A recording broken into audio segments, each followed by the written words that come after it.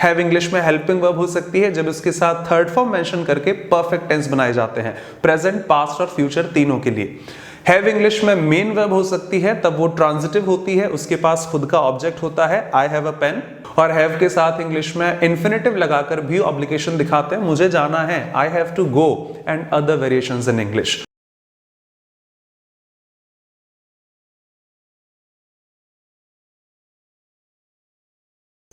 Namaskar, this is Kapildev Sharma and I once again welcome you to my YouTube channel English by Kapildev Sharma. Verbs के chapter का ये 7th video है। एक बार quick recall, मैं आपको noun पूरी पढ़ा चुका हूँ, सेपरेट प्लेलिस्ट है, आप चेक कर सकते हैं।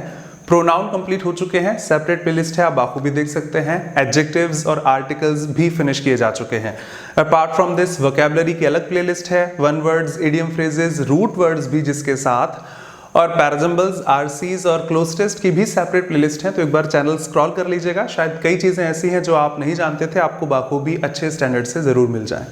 वर्ब्स के चैप्टर का ये 7th वीडियो है। छोटा सा ओवरव्यू के हमने अभी तक जो पढ़ा, इन the very first video I marked you the introduction and types of verbs in English. वैसे तो बहुत सारे फॉर्म्स होते हैं वर्ब्स को कहां तक डिफाइन करें, स्टेप बाय स्टेप देखते रहेंगे, लेकिन हाँ आपको 2 वर्ड्स मार्क किए, मेन वर्ब्स, ऑक्सिलरी वर्ब्स, जिनका एक हिस्सा मैंने आपको लास्ट वीडियो में मार्क किया, use of be in English, is, am, are, was, were, been और बीइंग। अगर आपने नहीं देखा है तो जरूर देखिएगा, कई इंग्लिश के बेसिक्स आप वहां से क्लियर कर पाएंगे। हाँ, मैंने सेकंड वीडियो में आपको मार्क किया था ट्रांजिटिव और इंट्रांजिटिव मेन वर्ब्स के जो टाइप होते हैं, क्यों ट्रांजिटिव कहा जाता है, क्यों इंट्रांजिटिव बेहतर होगा, सेंटेंस में किस तरह से बिहेव कराया गया है वो कह दीजिए। उसके बाद most confusing pairs in English, hang और हंग कह दीजिएगा, फाइंड, फाउंड, ग्राइंड, ग्राउंड, सी, सॉ, ऐसे बहुत सारे टर्म्स आपको वहां पर डिस्कस किए थे।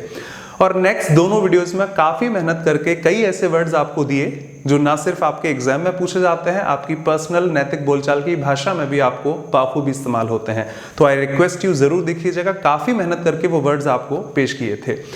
हाँ, लास्ट वीडियो में मैंने आपको ऑक्सिलरी स्टार्ट की और इन शब्दों के साथ के इंग्लिश में ऑक्सिलरी शब्द का ही मतलब है हेल्प करना।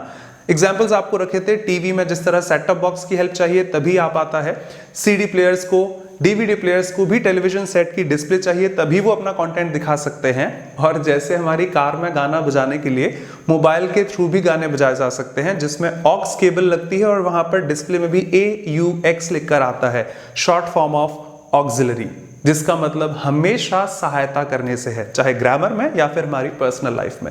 मैंने आपको बी के यूजेस बताए, आप प्रीवियस वीडियो प्लीज देखिएगा। Is, am, are, was, were, been, being, active voice कैसे डिफाइन करें, पैसिव वॉइस को कैसे जज किया जा सकता है एक ही ग्लैंस में अगर देखा जाए, हिस्ट्री में कौन से लिखे हैं, इन्वेंशंस के लिए, डिस्कवरीज के लिए क्या आता है, मैंने आपको लास्ट वीडियो में मार्क किया। In this video, we'll be discussing in detail the uses of primary auxiliary have in English. हाँ जी, have के भी 5 फॉर्म्स हैं जिस तरह लिखे जाते हैं। have खुद फर्स्ट फॉर्म है, बहुत जल्द आपको लिखकर दिखाता हूं। सेकंड फॉर्म had कही जाती है, थर्ड फॉर्म had कही जाती है, फोर्थ फॉर्म ing लगाकर having, जिसका कम इस्तेमाल होता है, having, और पांचवी फॉर्म ses लगाकर have plus has बनती है, have plus ses becomes has। मैंने थोड़ा awkward बोला सर, समझ नहीं आया, तो मेरी तरफ से सिर्फ माफी है, बाकी हम हर कोई फ्री है जिस तरह जिससे पढ़ना चाहे, जैसे पढ़ना चाहे। लेकिन जितना मैंने सीखा है स्टैंडर्ड बुक से, डीप में इंग्लिश ग्रामर की जितनी मेरी रिसर्च है, एक चीज के लिए माफी चाहूंगा, इंडिया की मैक्सिमम बुक्स में हैज और हैव लिखा जाता है। जब आप टेंस पढ़ते हैं तो वो लिखते हैं परफेक्ट टेंस या perfect continuous, has been, have been, ये उल्टा है, माफ कीजिएगा इन शब्दों के लिए।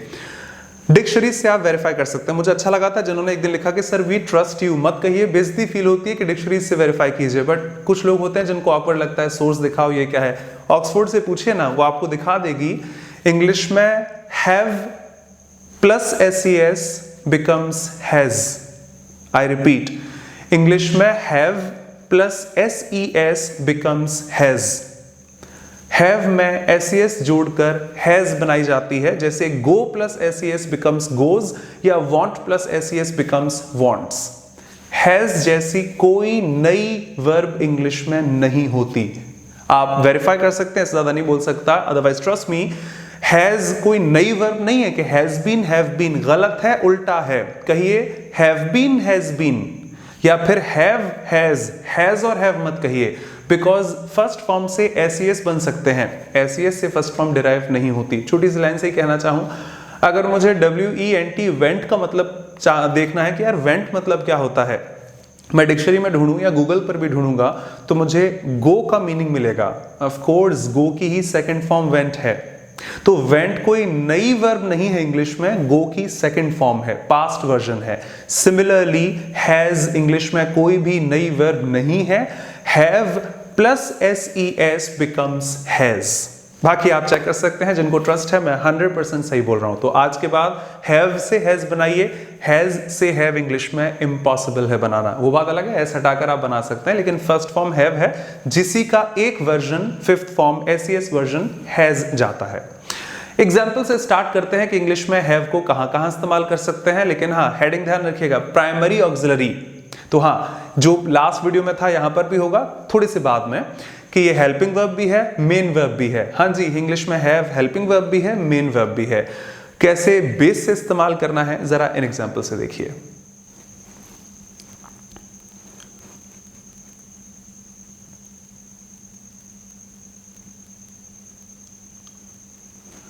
ओके, तो as I told you English में primary auxiliaries be, do, have. First one be last video में डिस्कस कर चुके हैं, जिन्होंने नहीं देखा प्लीज देख लीजिएगा, बेसिक्स वहां पर थे, जिनको रिज्यूम और वापस इस्तेमाल यहां पर करेंगे। हाँ, आगे बढ़ने से पहले एक बार फॉर्म्स मेंशन कर दूं जो आपको अभी अभी बोली। इंग्लिश में हैव फर्स्ट फॉर्म है, सेकंड फॉर्म हैड हो जाती है, थर्ड फॉर्म हैड है, फोर्थ फॉर्म ING के साथ, fifth form SES has variation रखता है। अभी बहुत डिटेल में आपको बोला, फिर एक बार बोल दूं, हैव फर्स्ट फॉर्म है, SES लगाकर हैज बनाया जाता है। इस्तेमाल के तौर पर इनको भी टेंस बनाने में इस्तेमाल कर सकते हैं। जैसे फर्स्ट वीडियो में आपसे कहा कि वर्ब की थर्ड फॉर्म वर्ब नहीं होती, पास्ट पार्टिसिपल होता है। तो इफ आई से राम गॉन, ये सेंटेंस तो नहीं बन पाएगा, Ram gone, because Ram subject है बट गॉन पास्ट पार्टिसिपल है, वर्ब फॉर्म तो है नहीं।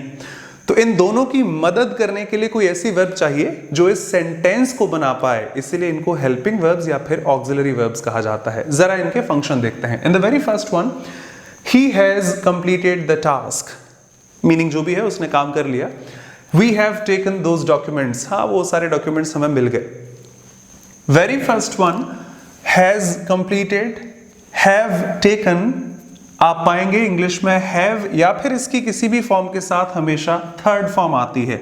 तो ग्रामर के लिए, जैसे मैंने आपसे लास्ट वीडियो में भी कहा था कि पर्सनल लाइफ से भी बहुत कुछ सीख सकते हैं, चैटिंग करते वक्त या किसी भी चीज को लिखते वक्त।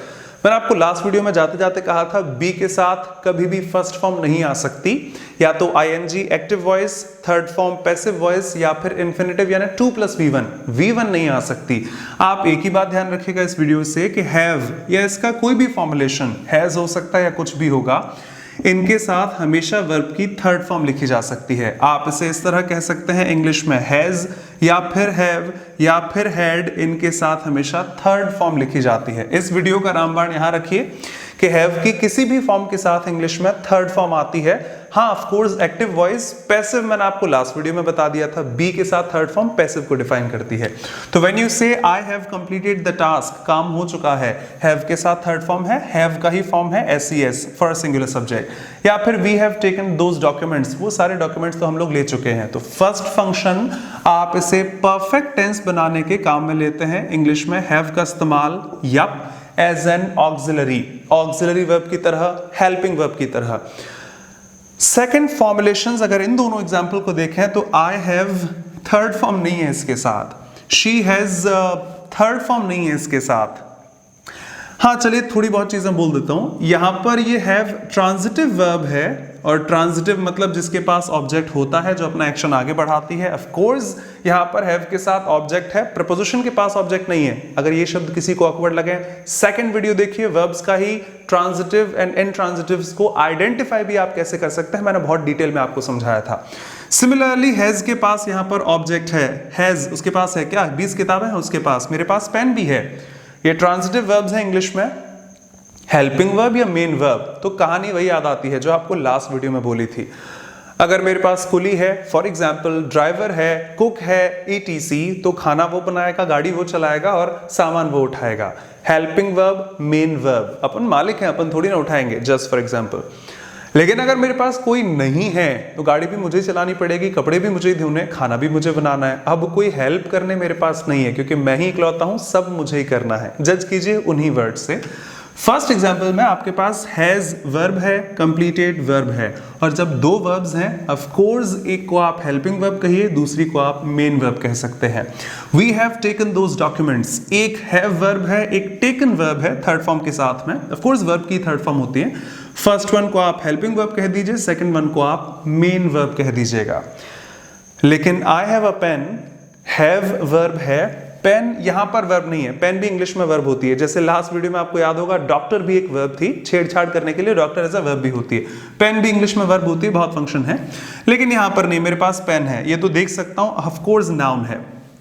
अगर मैंने इसे हेल्पिंग वर्ब कहा तो इसके पास कोई भी वर्ब नहीं है जिसकी मदद की जा सके, कोई थर्ड फॉर्म नहीं है, तो माफ कीजिए आप इसे हेल्पिंग वर्ब नहीं कह सकते। यहां पर हैव मेन वर्ब है, या इसका कोई formulation I had a pen, she has a pen, इसके किसी भी फॉर्मुलेशन को main verb helping verb. Similarly when you say she has 20 books, तो हैज मान लिया हेल्पिंग वर्ब है, लेकिन किसकी हेल्प करूं, आगे कोई वर्ब है ही नहीं। अब आप इसे हेल्पिंग वर्ब नहीं कह सकते। This is the only primary in this given statement suppose to be the main verb. Second statement has main verb है, first statement have main verb है। मान लीजिए हैड लिखना होगा, ऑफ कोर्स मेन वर्ब होगी, क्योंकि इनके पास मदद करने के लिए कोई भी दूसरी वर्ब मौजूद नहीं है। लेकिन हाँ, अगर मेरे पास वर्ब है तो आप उसे पहली वाली को हेल्पिंग वर्ब कहिए, दूसरी वाली को मेन वर्ब कहा जा सकता है। हाँ, ना सिर्फ इंग्लिश में हैव और हैज के साथ V3 या फिर डायरेक्ट ऑब्जेक्ट्स आते हैं, पिछले वीडियो की तरह ही हैव के साथ इंग्लिश में 2+V1 दिखाकर इन्फिनेटिव बनाकर ऑब्लिगेशन दिखाया जा सकता है। कोई चीज जो मेरे लिए जरूरी है उसको भी मार्क कर सकता है। बचपन की यादों का एक छोटा सा एग्जांपल, यार मेरे को तो जाना है, आई हैव टू गो, मुझे जाना है, तो थर्ड फॉर्म आ सकती है, fine, as a transitive verb main verb, उसका ऑब्जेक्ट आ सकता है, वो भी ठीक है। और कभी कभी ऑब्लिगेशन दिखाने के लिए, कोई चीज जरूरी है दिखाने के लिए इन्फिनेटिव भी मार्क किए जा सकते हैं। मुझे जाना है, मुझे कुछ कहना है, I want to say something, I have to go, हाँ मुझे जाना है, यार उसे 5 बजे तक पहुंचना था, ऑब्लिगेशन है, जरूरी था, 5 बजे से पहले पहुंचना था। पास्ट में हैव के साथ 2+V1, तो पास्ट में हैव का हेड हो जाता है, 2+V1 दिखाकर she had to be there by 5 PM, 5 से पहले तो उसे पहुंचना था वहां पर।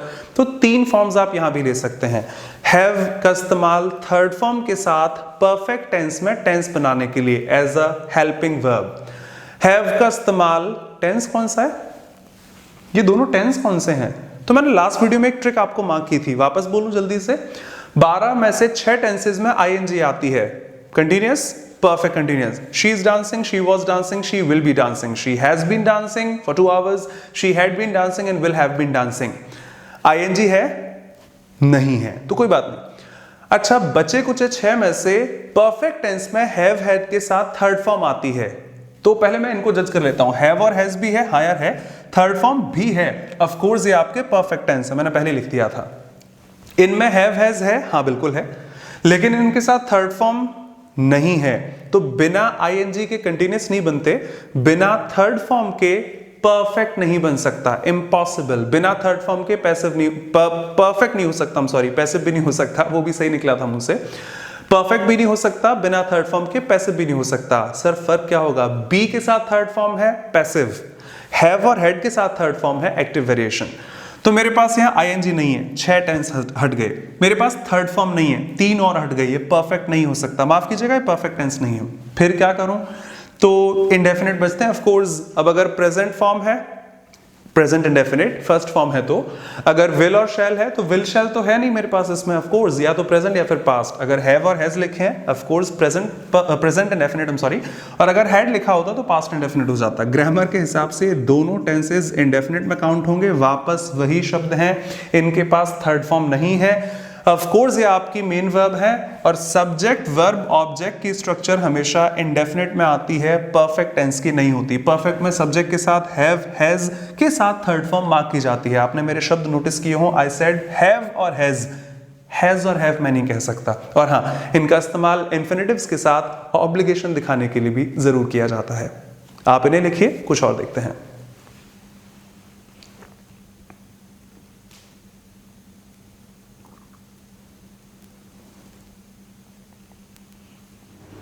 जरा इन एग्जाम्पल्स को देखिए।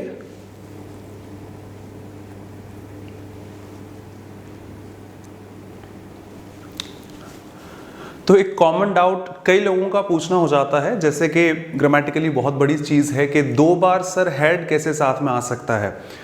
पिछले वीडियो में मैंने आपको यही मार्क किया था कि बी कहां पर हेल्पिंग वर्ब हो सकती है, कहां पर मेन वर्ब हो सकती है। इस वीडियो में भी अभी तक यही मार्क किया कि कहां पर हैव हेल्पिंग वर्ब है, कहां पर हैव मेन वर्ब हो सकती है। और नेक्स्ट वीडियो आप देखेंगे use of do in English.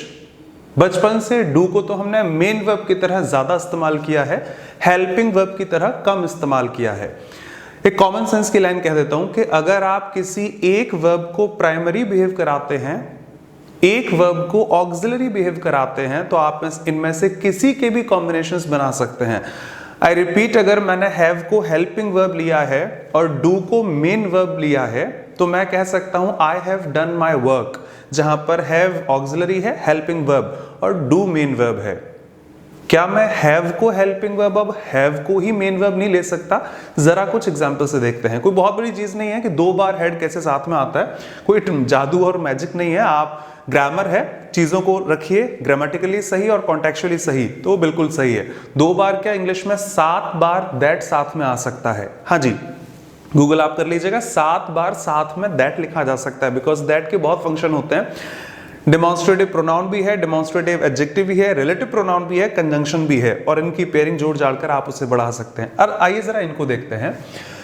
The first one उसी कहानी के साथ कि अगर 2 वर्ब्स हैं तो एक हेल्पिंग वर्ब होगी, एक मेन वर्ब होगी, और अगर सिर्फ एक वर्ब है तो वो आपकी मेन वर्ब रहेगी। First one, I have eaten dinner. ठीक है, मैं देखिए एक चीज यहां कहना चाहूंगा कि जैसे हिंदी में 3 शब्द होते हैं, फॉर्चुनेटली इंग्लिश में भी उसके 3 डिफरेंट वेरिएशंस हैं। अगर नहीं होता तो मैं माफी चाहता, भाई ऐसा होता है, लेकिन हमारी मदर टंग में भी हम तीनों तरह से इनको इस्तेमाल करते हैं। कई बार हम लोग बोलते हैं खाना खा लिया, हाँ मैंने खाना खा लिया। खाना ले लिया, हाँ मैंने खाना ले लिया। और एक लाइन हिंदी में बोली जाती है, खाना हो गया, हाँ मेरा खाना हो गया। आई रिपीट, खाना खा लिया, खाना ले लिया, और मेरा खाना हो चुका है, कुछ ऐसे वर्ड्स में। The very first one grammatically contextually यानी कि मीनिंग के आधार पर भी, आई हैव ईटन डिनर, मैं डिनर कर चुका हूं, तो मैंने ये समझाने के लिए लिखा है। कोई ये पिक ना करे सर डिनर के साथ तो टेक और हैड आता है ना, वो बात की बात है, गलत ये भी नहीं है, आपके कॉन्टेक्स्ट पर डिपेंड करता है। आई हैव ईटन डिनर, मैं डिनर खा चुका हूं। For example, have of course helping verb, इतना आपको समझ आ गया होगा, और ईट आपकी ऑब्वियसली मेन वर्ब है, क्योंकि हैव के साथ हमेशा थर्ड फॉर्म आती है। मैं खाना ले चुका हूं, तो वापस मैंने फिर से हैव और टेक को इस्तेमाल किया। हैव के साथ हमेशा थर्ड फॉर्म आती है, ऐसे कि किसी भी वेरिएशन के साथ में, तो ये हैव हेल्पिंग वर्ब है, टेक आपकी मेन वर्ब है थर्ड फॉर्म में। जरूरी है कि मैं टेक, ईट, गो जैसी किसी अलग वर्ब को लेकर आऊं। पिछली स्लाइड में आपने देखा था कि हैव हेल्पिंग वर्ब है, वो तो हम बचपन से जानते हैं। हैव मेन वर्ब भी होती है। एक छोटा सा एग्जांपल लास्ट स्लाइड का, आई हैव अ पेन, मेरे पास पेन है, तो किसी चीज के होने को पोजेशन या फिर ओनरशिप दिखाने के लिए भी हैव ही काम आती है। तो एक काम करते हैं, यहां पर हैव रख लेते हैं। तो समझाने के लिए आपको लिख रहा हूं या समझा रहा हूं कह दीजिए, ये हैव है जिसमें से पहली हैव हेल्पिंग वर्ब है और दूसरी हैव मेन वर्ब है। ठीक वैसे ही जैसे हेल्पिंग वर्ब टेंस बनाने के लिए मेन वर्ब थर्ड फॉर्म में, हेल्पिंग वर्ब टेंस बनाने के लिए perfect, main verb third form में, हेल्पिंग वर्ब टेंस बनाने के लिए exactly the same, main verb third form में। हैव की थर्ड फॉर्म भी हैड ही होती है। तो अगर आप कहीं पर हैव और हैड साथ में पाते हैं तो वो भी गलत नहीं है। जहां पर फर्स्ट हैव हेल्पिंग वर्ब है, सेकंड हैड आपकी मेन वर्ब है, ऑफ कोर्स ये थर्ड फॉर्म है बिकॉज हैव के साथ हमेशा थर्ड फॉर्म आती है। हिंदी से ही समझाना चाहूंगा, इंग्लिश आपके सामने है। मैं खाना खा चुका हूं, मैं खाना ले चुका हूं, और मेरा खाना हो चुका है। खाना हो गया, हाँ मेरा खाना हो गया। तो मेरा खाना हो चुका है। टेंसेस को जज करें तो वापस वही कहानी आ जाएगी, प्रेजेंट परफेक्ट, बिकॉज हैव और हैड के साथ में थर्ड फॉर्म है किसी भी फॉर्मुलेशन के हिसाब से। Have plus V3, have plus V3, have plus V3, तीनों के तीनों आपके प्रेजेंट परफेक्ट टेंस हैं। हैव के साथ थर्ड फॉर्म है। ही लिखेंगे तो आप SES लगा दीजिएगा, हैज हो जाता है। He has had dinner. सुनने में ऑकवर्ड लगे लेकिन पॉसिबल है। हिंदी में भी एक अनुप्रास अलंकार होता है, अगर मैं गलत नहीं हूं तो, जहां पर एक ही शब्द का इटरेशन यानी बार बार रिपीटेशन किया जाता है। तो आप किसी भी चीज को कनक कनकते 100 गुनी, ये बार नहीं कि 2 बार कनक लिखा है तो वो गलत हो जाएगा। एक का मतलब कुछ और होगा, एक का मतलब कुछ और हो सकता है। जरूरी है कि मैं अपने स्टेटमेंट को प्रेजेंट परफेक्ट में लिखूं? मेरा खाना हो चुका है, प्रेजेंट परफेक्ट। मैं चाहूं तो उसे पास्ट परफेक्ट में भी तो ले सकता हूं। तो यहां सेव करने के लिए जगह मैं आपको वर्बली बोल देता हूं। कल की बात कर रहा हूं, कल जब आपका फोन आया, मेरा खाना हो चुका था। आपने देखा होगा पास्ट परफेक्ट यूज करते हैं अक्सर आफ्टर और बिफोर के साथ। बहुत जल्द आप एसबीए में पढ़ेंगे सब्जेक्ट एंड वर्ब अग्रीमेंट कि जब तक हम स्टेशन पहुंचते ट्रेन वहां से जा चुकी थी। उन्हीं वर्ड्स को यहां चेक कर लेते हैं। कल जब आपका फोन आया, मैं खाना खा चुका था। आई हैड ईटन डिनर, खाना खा चुका था। कल जब आपका फोन आया, उससे पहले मैं खाना ले चुका था। आई हैड, पास्ट की बात कर रहा हूं, टेकन डिनर। कल जब आपका फोन आया, उससे पहले मेरा खाना हो चुका था। और हैव की सेकंड फॉर्म क्या हो जाएगी? हैड। या ऐसे कह दीजिए पास्ट परफेक्ट में हेल्पिंग वर्ब कौन सी आती है? हैड। और हैड के साथ मुझे वापस हैव चाहिए, लेकिन वो थर्ड फॉर्म में होगी। तो ये V2 है, पास्ट परफेक्ट को बनाने के लिए ये V3 है। कोई बहुत बड़ी चीज नहीं है, कॉमन सेंस से देख लीजिएगा। तो आप 2 बार हैड भी साथ में इस्तेमाल करते हैं। कई लोग डाउट्स में पूछते हैं, सर 2 बार हैड कैसे आ सकता है? कोई बहुत बड़ी चीज नहीं है। 2 बार बी आ सकता है, 2 बार डू आ सकता है, 2 बार हैव आ सकता है। आप ग्रामेटिकली और मीनिंगफुल वे में लिखिए, कुछ भी साथ में आ सकता है। ऐसा नहीं कि कुछ साथ में नहीं आ सकता। But this will be your past perfect tense in general, that's your present perfect. मेरा खाना हो चुका था, समझाने के लिए वापस कहूंगा I had eaten, I had taken, I had dinner in general.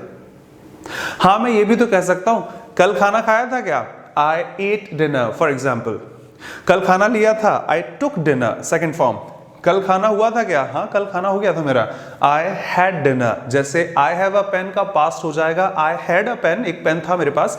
कल डिनर था मेरे पास, लेकिन थोड़ा कॉल आ गया, मुझे कहीं जाना पड़ा, मैं नहीं कर पाया। Whatever the being the meaning, I had dinner is also possible. बस ध्यान रखिएगा, सिर्फ एक वर्ब है तो ये हेल्पिंग वर्ब नहीं होगी, मेन वर्ब होगी। जैसे, हाँ मैं ये लिखना भूल गया, फर्स्ट वन हैड आपकी हेल्पिंग वर्ब है, सेकंड हैड आपकी मेन वर्ब है। लेकिन एक वर्ब जब भी होगी वो हेल्पिंग वर्ब नहीं हो सकती। That is supposed to be your main verb. और अगर ये मेन वर्ब है तो कौन सी फॉर्म? Second form. यहां पर ये मेन वर्ब है, थर्ड फॉर्म, बिकॉज हैड के साथ थर्ड फॉर्म आती है। हैड के साथ हमेशा थर्ड फॉर्म लिखी जाती है। मैं एक बार वापस बोल देता हूं, कई लोगों के डाउट्स में आता है, अदरवाइज कोई बहुत बड़ी चीज नहीं है। 2 बार इंग्लिश में हैड लिखा जा सकता है, 2 इंग्लिश में 2 बार हैव और हैड भी लिखा जा सकता है, या इसके पॉसिबल कॉम्बिनेशंस। इवन ये मैं अभी भी बेसिक्स में ही पढ़ा रहा हूं। आप चाहें 4 बार हैड लिख सकते हैं। 2, अब ये सर ऐसे कैसे, तो मैं समझा देता हूं अगर आप समझ पाए तो। एक सबऑर्डिनेट क्लॉज में ले लीजिए पास्ट परफेक्ट और एक मेन क्लॉज में ले लीजिए पास्ट परफेक्ट, और आप 4 बार कंसेक्यूटिवली हैड लिख सकते हैं। अब कैसे, मैं आंसर दे चुका हूं। अब आपको उसके लिए थोड़ी डीप नॉलेज चाहिए कि सबऑर्डिनेट क्लॉज में पास्ट परफेक्ट और मेन क्लॉज में पास्ट परफेक्ट अगर आप लिखते हैं तो आप कंसेक्यूटिवली 4 बार हैड लिख सकते हैं। The knowledge that you had no impact then। एक मेन क्लॉज, एक सबऑर्डिनेट क्लॉज, दोनों पास्ट परफेक्ट में या प्रेजेंट जैसे आपको बनाना है, आप 4 बार कंसेक्यूटिवली हैड लिख सकते हैं। एक मेन क्लॉज, एक सबऑर्डिनेट क्लॉज। इसको एक वापस बोलूं कि आई हैव ईटन डिनर, मैं खाना खा चुका हूं, समझाने के लिए।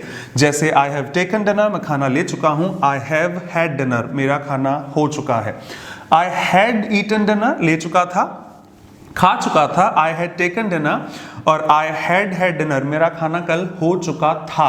In general past perfect, had, helping verb, main verb, helping verb, main verb. आप इसे पास्ट इंडेफिनिट में भी लिख सकते हैं, जहां पर एकमात्र जो वर्ब होगी वही आपकी मेन वर्ब होगी। I have a pen, I had a pen is also possible. Okay, आप इसे लिखिए, आगे बढ़ते हैं।